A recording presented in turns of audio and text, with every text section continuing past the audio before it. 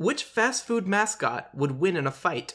So we all selected our champion, and we're going to argue about which one is the best. Yes. And I am going to talk about the Burger King, also known as the King. Also known as the other one that comes to mind when we think about this question. Actually, the original Burger King, way back in the late 60s and early 70s, there's like a small animated series that had nothing interesting in it, but I am being dead serious here. The original name of the King was Kurger Bing. It's related to Chandler Bing. I like the idea that they were like, we can't just call him Burger King. What name can we give him? Swap the letters. So he's literally called the fucking Kurger Bing originally, but they eventually got rid of that and started calling him he went to 3 iterations. There was Kurger Bing, the wonderful magical Burger King, and the King, which is the modern incarnation in the creepy hat. So I had to choose between these 3. The original Kurger Bing, I couldn't find anything really like much on him. I got half a commercial before my YouTube wouldn't load, and so the commercial went in like there was a inspector or like a private investigator like in a Burger King, he was a reporter, because that makes the story make sense. So there's a reporter in a Burger King. Sorry, he looked like all the things. He's just like the guy like in the suit, you know. And so Burger King, the Kurger Bing walks in, and he's like, "Wow, it's the Kurger Bing. So what brings you here?" And he's like, "Lunch." And then my internet cut, and then the video would not load further. I'm so curious now. What was the rest of that commercial? There was no more. That was it. So that was it. So then I had to go look into the next 2 iterations of the King. But actually, before I want to go that, I just kind of want to share with you a small part of the journey I went to looking up the Burger King advertisement campaigns, which, boy, I think their philosophy boils down to, fuck it, why not? So, taking us back to the launch of Burger King's now very popular chicken fries. The minds behind Burger King have decided that the thing about chicken fries that people are excited about is that they are the quote-unquote rebellious way to eat chicken. So they went to a company to launch the fries with the most rebellious thing they could think of, which was a metal band. So they signed on this metal band. They recorded 4 songs and 2 videos with this metal band. Do you want to take a guess at the name of this chicken fries themed metal band? Ooh. I'll save you the trouble. Cock Rock. Oh my god. COQROQ. Were they already making music about chickens? No, they were signed specifically with a deal with Burger King to promote chicken fries, and they called the band Cock Rock. They have a website and everything. Now, not only that, I love they named all the band members. The lead vocals is called Foul Mouth, FOWL Mouth. The lead guitarist is the Talisman. Rhythm guitar is Kabuki. The bass is Free Range, which makes sense again. The drums is Subsonic. And the fire breather who is in the band is called Firebird. Huh. So they got vocals, guitar, bass, drums, and fire breathing. Like you need, as all good bands have. So you may not remember this band existing because they never actually managed to do the tour they had planned for the United States. Part of the reason is they hit some early controversy where they had posted some pictures on the website of like the band, and like, I want to emphasize this is not like a kiddie band. Like, they made like a metal band. Like, the videos are like scantily clad groupies and like fire, and like the music is not pleasant or understandable lyrics wise.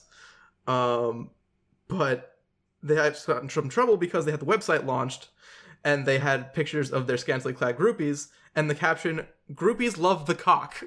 Oh no. Official Burger King website. I have to emphasize this. But yeah, so it never actually came to fruition. What year was this? I guess chicken fries, so like 8 years ago. Maybe? I was gonna say this feels like a early to mid 2000s advertising gambit. Like, and again, so this actually didn't fall apart, not because after that controversy they realized it was a dumb idea, but because the lead singer had a criminal record and couldn't leave Canada to tour. So there's that. And that's like the level of advertisement I'm working on. Like that's like on par for Burger King's average shit. Makes sense. Yeah, so, and then I went into like the Sneak King, the modern incarnation of the king. And like, he has a video game and he has like all these commercials, but as far as I can tell, he does nothing. He has no powers except being creepy. He just has that creepy grin, and that's kind of it. Yeah. He just sneaks up on people in ways that you would not normally be able to be sneaked up upon by. Like, he just like comic sneaks, like tippy toes with his giant head, which you can just see him like the entire time. And then he just like presents a tray of food and it's like, thanks. So I didn't use the king. So I went back to the wonderful magical Burger King is the one I'm using. So this is the one where he has a little bit. This is very similar to the Ronald McDonald cartoons. He had a little cartoon series going that got accompanied by commercials.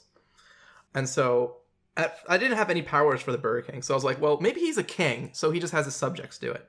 And so he has a whole host of subjects from the Burger King show. He has Sir Shake-a-Lot, the Wizard of Fries, and the Burger Thing. Sounds pretty good, right? Prepare to be disappointed. Always am. Let's start with Sir Shake-a-Lot, who is a knight who wears an armor made of Burger King cups, and he has a craving for milkshakes.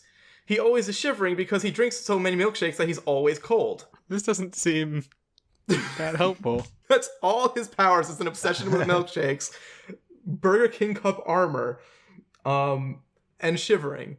He has being cold. You can tell how much personality they gave him because the entire Wikipedia entry for him was that description, and then Sir Shake-a-Lot voice can be heard in the video game Sneak King commenting, "The king, he's so sneaky." Just loaded with his popular catchphrases. And so I was like, okay, so the knight's kind of a waste. Maybe he can be like at least a meat shield. Like he can still function as a knight, maybe, if I put him in that position. He's just not gonna be very good. Right. So the Wizard of Fries, I'm like, this guy's gonna be good. Yeah, he's a wizard. He has to be good. No, he's not a wizard. He's a robot. What? Wait. It's not the robot of fries. So he's a robot with like a glass dome head and like with French fries in it, and he's powered by French fries. His only ability is that he can multi-fry, where he can take a single French fry and duplicate it endlessly. Wait, but he's also powered by French fries. So he's invented perpetual energy, but he can only use it to make more French fries. I mean, so he's perpetual energy and a source of for like a cure for all of world hunger. Well, if you count that as a cure. He has to choose between living and world hunger, though. He has to choose between living and saving the world. Let's hope that he's an altruist. So it's actually kind of weird because I saw a bunch of commercials with the Wizard of Fries in it as a spectator, but I never actually saw him get to use the multi-fry. So I don't know how fast he can produce fries. Oh. So even that is really not that super helpful. So I'm like, fuck, my wizard's already out of it. And then I'm like, okay, at least I got the burger thing. Like I got some big old cuddly monster thing that's going to at least be like, bear adjacent. And boy, was I disappointed on this guy. The burger thing is a large hamburger puppet designed to be a 3D painting. So he's literally just a painting on the wall that's like, is a talking face. And that is the burger thing. Not very useful. So yeah, so that was my subjects, my little subjects, if you will. All of them terrible. So luckily, the wonderful magical Burger King himself does have some powers. So the shtick of all these commercials, once I actually watched them, was that the Burger King would be doing a magic trick for the kids.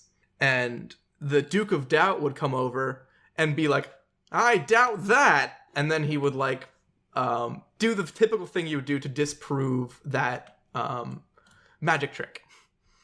And then it would turn out that the Burger King was actually doing real magic.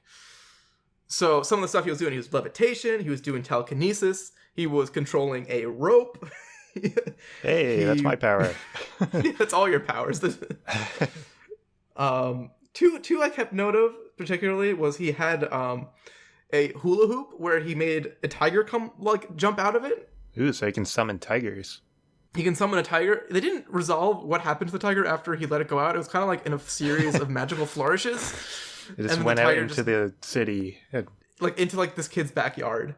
And then he also had one where they were doing a disco night. and the Duke of Doubt wasn't dancing. So he made the whole dance floor move and all the different boards shimmy and shake in different directions to trip him up.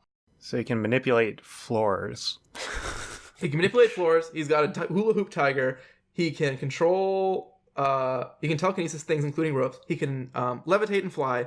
And they did the bit where he was like, "Oh, Burger King, if you're so good, make me a shake." And then he turns them into a literal shake. Classic. Except like it was weird because like it was very much just like him in a shake. I'm not sure if he got turned into a shake or was just trapped in a big shake. It might have been a little bit of both. He still had his normal head poking out of the top.